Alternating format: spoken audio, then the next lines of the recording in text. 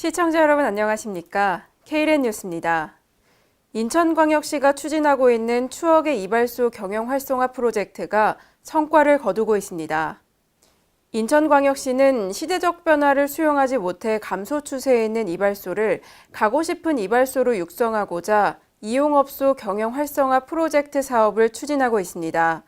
지난 2013년도부터 5년간 총 32개의 이발소가 이 사업에 참여했는데요.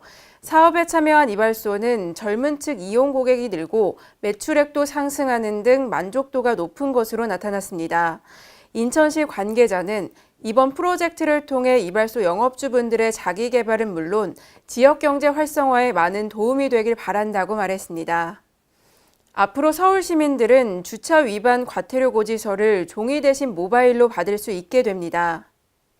서울시는 현재 우편으로 발송되는 불법 주정차 과태료 종이 고지서를 올 하반기부터 모바일 메신저 기반의 디지털 체계로 변환한다고 밝혔습니다.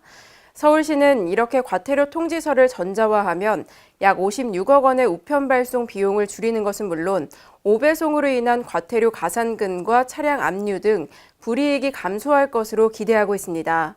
또 과태료 확정 후 일주일 정도 걸리던 고지사항 송달이 즉시 이뤄져 바로 열람에 납부까지 할 수 있게 됩니다.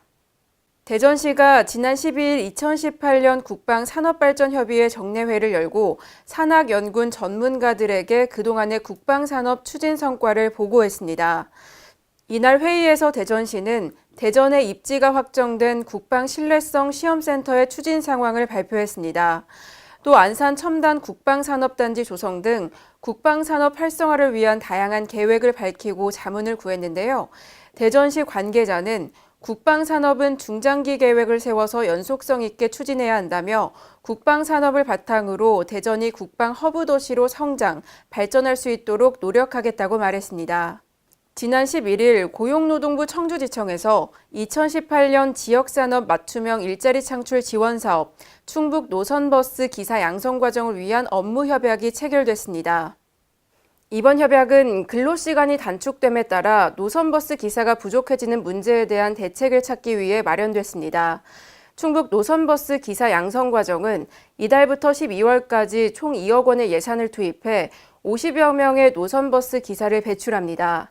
충북 지역 노사민정은 이날 협약에서 앞으로도 노선버스 기사 양성 및 고용 안정, 경제 활성화 등을 위해 공동으로 노력할 것이라고 말했습니다. 경기도의 보조기기 사후관리 직무개발 사업을 통한 맞춤훈련으로 장애인 8명이 보조기기 사후관리사로 사회에 첫 발을 내딛었습니다.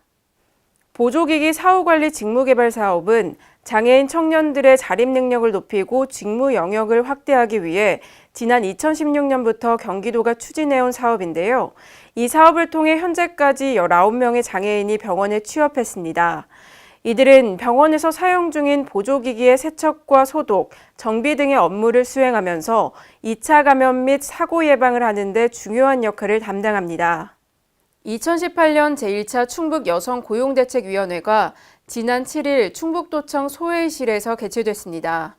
제1차 위원회에서는 여성이 일하기 좋은 충북을 위한 정책 제안에 대한 논의가 이뤄졌습니다. 특히 여성의 취업과 창업을 위한 커뮤니티 공간 운영과 사회적 경제 여성 리더 양성에 대한 구체적인 실행 방안이 논의됐습니다. 이장섭 충청북도 정무부지사는 위원회에서 논의된 다양한 의견이 민선 7기 여성 일자리 분야 정책에 반영돼 여성의 경제활동 참여율을 높일 수 있도록 노력하겠다고 말했습니다. 한편 충북 여성고용대책위원회는 여성 고용 확대와 여성 인적 자원을 효율적으로 활용하기 위해 일자리 분야 전문가 20명으로 2016년 9월 구성됐습니다. 전북 정읍에 가면 진한 쌍화차 향이 감도는 쌍화차 거리를 만날 수 있는데요. 정읍의 대표 명소 중 하나인 쌍화차 거리가 박물관 안으로 들어가 사람들을 만나고 있습니다. 홍재희 기자가 보도합니다. 전북 정읍 구경으로 자리 잡은 도심 속 명소 쌍화차 거리가 박물관 전시작품으로 선배입니다.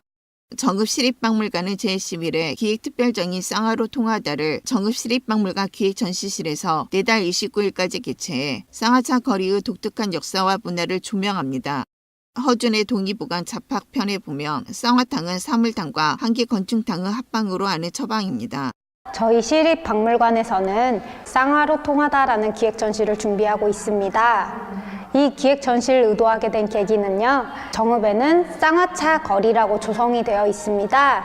그 쌍화차 거리에는 그 쌍화차집만의 이야기와 역사성, 그리고 문화성을 저희가 다루고 싶어서 이 전시를 기획하게 되었습니다. 기획특별전이 쌍화로 통하다는 쌍화차 거리의 현재, 쌍화탕의 역사와 깊은 맛, 쌍화탕을 만드는 사람들과 찾는 사람들의 생생한 이야기를 담고 쌍화차 옹동지황 등 전통 음식 문화의 가치도 재조명합니다. 이번 전시는 제1부 쌍화차 거리의 탄생, 제2부 깊은 맛 쌍화탕, 제3부 쌍화로 통하다로 기획돼 정읍의 독특한 맛인 쌍화차가 문화 역사 예술 세계로의 소통을 전합니다. 1부는 쌍화차 거리의 탄생입니다. 쌍화차 거리가 30여 년 전부터 어떻게 탄생하고 지금 어떻게 이루어지고 있는지를 보여주고 있습니다. 2부에서는 깊은 맛 쌍화탕, 쌍화탕의 어원을 보여주고 있는데요. 동의보감에 보시면 쌍화탕에 대한 9가지 재료와 그리고 효능이 나와 있습니다. 3부는 쌍화로 통하다인데요. 정읍 전역에 있는 쌍화 찻집의 스토리를 보여주고 있습니다. 전시 공간에는 전통찻집 분위기와 옛날식 다방 분위기를 자아내는 공간도 마련돼 있고 영상물 6편을 상영하는 등 다양한 볼거리도 제공합니다. 더불어 고대차 도구로 알려진 초도와 청개호 만들기, 쌍화차 시음 등 다양한 연계 프로그램도 진행합니다. K랜 홍재입니다. 오늘의 브리핑입니다. 올해 첫 비브리오 폐혈증 환자가 발생했습니다. 비브리오 폐혈증은 매년 6월에서 10월경에 발생하기 시작해 9월에 가장 많이 발생하는데요. 주로 어패류를 섭취하거나 상처가 난 피부에 바닷물이 닿았을 때 감염됩니다. 비브리오 폐혈증에 감염되면 급성 발열, 오한, 혈압 저하, 복통, 구토, 설사 등의 증상이 동반됩니다. 보건복지부 관계자는 비브리오 폐혈증을 예방하기 위해 어패류는 충분히 익혀먹고 어패류 관리에도 유의할 것을 당부했습니다.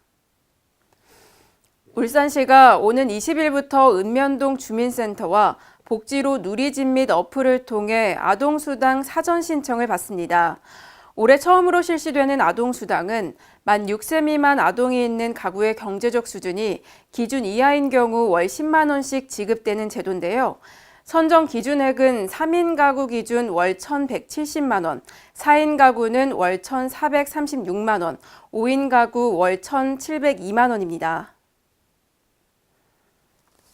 본격적인 물놀이철을 앞두고 놀이터나 분수의 수질 검사에 대한 우려가 제기되고 있습니다.